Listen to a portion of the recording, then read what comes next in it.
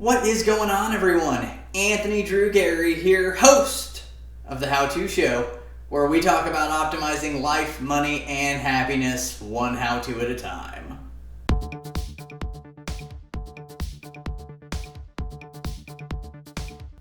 A couple of weeks ago, I spent some time making a video talking about how to understand a mortgage payment and all of the different pieces that go into that. And if you've not seen that video, go ahead and check that one out as well. I'll link to it overhead. But one of the pieces that I talked about during that time was property taxes. And so this week I want to dive in a little bit deeper on that and to talk about some nuances. And some of this is going to be Indiana specific, but a lot of the concepts may apply to other states as well. And I want to look at it from the point of view of landlords and tenants. And for folks who may happen to be renting real estate, this has a direct impact to those folks. And so if there's anybody that's interested in how the calculation works for property taxes, this is a good video to get a better idea of how that works. And this video is going to be circled around how to make property rents lower. And what I mean by that is, what can we do maybe at a local government level or a state government level to change the way we think about property taxes in such a way that it doesn't create such a burden on folks who either own residential real estate that they rent out or the people that are the tenants who live in those residential units. So to start from the beginning, Indiana has a property tax assessment cap. And so basically different types of real estate are treated differently, and depending on which class of real estate we're talking about, the amount of property tax that can be charged for that piece of property will change. And so this is commonly referred to as the 1, 2, 3 rule, and let's go ahead and dive in and talk about what that means. So the 1 in the 1, 2, 3 rule is basically land or improvements that are capped at 1% of the assessed value. And so this is anything that has a homestead deduction. And so what a homestead deduction generally means is this is someone who is owner occupying the real estate that they're talking about. This is usually single family residential. So somebody buys a house in a neighborhood and they're living in it, and so as a general rule, the property taxes in the state of Indiana are capped at no more than 1% of the assessed value for that house for that year. And so let's just use an example. Let's say that house has an assessed value of $100,000. So 1% of that means that person is going to owe $1,000 per year in property taxes. So that's a general rule of thumb. That's a good way that the government has stepped in to make sure that owner-occupied homes are low in terms of their property taxes.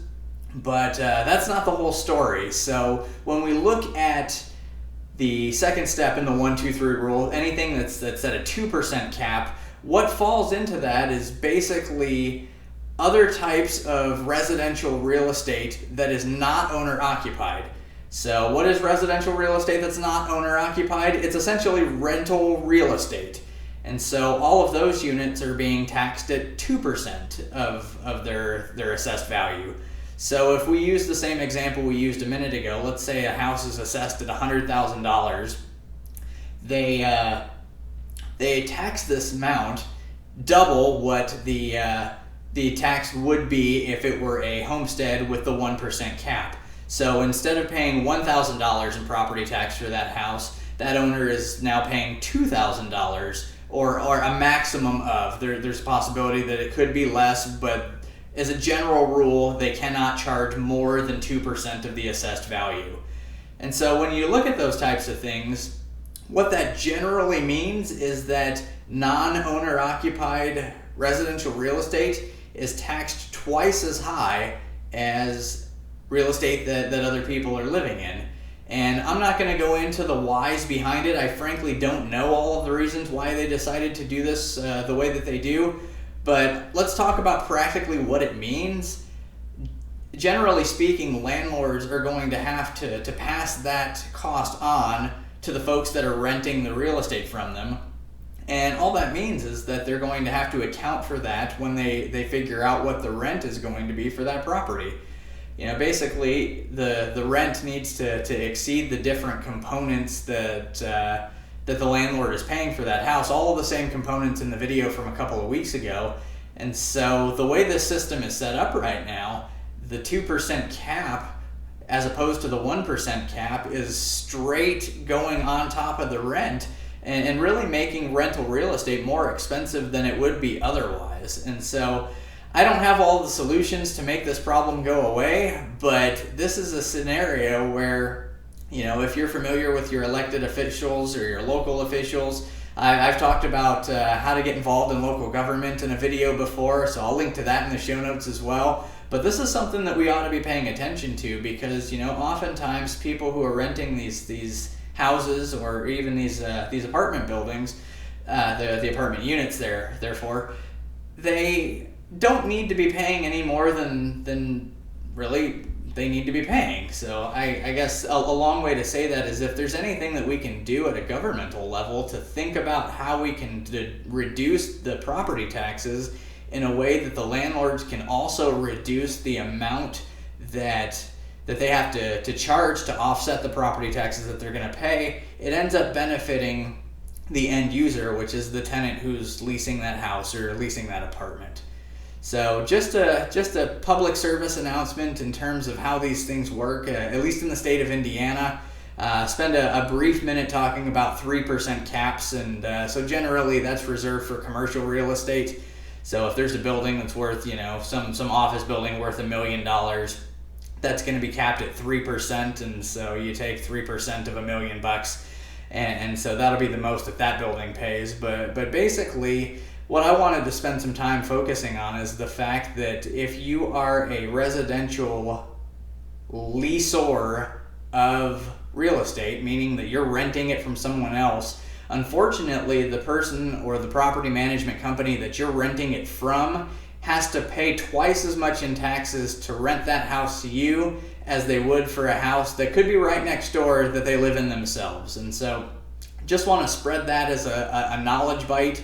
I don't know if there's an opportunity at the governmental level to change this based on the massive grassroots movement that's going to result from the video that I've shared right here, right now. But just want to give an informational video about how to understand how property taxes work in the sense of rental real estate versus owner-occupied real estate. That is going to bring this episode of the show to a close. I feel like I rambled through that, but that is part of this process. This is an outlet, so hopefully I can teach somebody something, or I can learn something myself and really get to become a better speaker as a result of it. So, proof in the pudding, this is a work in progress, but I appreciate you staying here with me. If you got any value out of this episode, please hit the like button so that the YouTube algorithm will know that this is a video worth mentioning to somebody else. And if you like the content overall on my channel, hit the subscribe button. You'll be the first to know about new videos when they come out. Those are still happening every Wednesday. And if you have any feedback for this video or for any other video, leave me a comment and let me know what you think. And if you have an idea for a future topic on the show, leave me a comment about that as well. I respond to all of them and I enjoy doing it. So, that'll bring this episode of the show to a close. This is Anthony Drew Gary, host of The How To Show, signing off.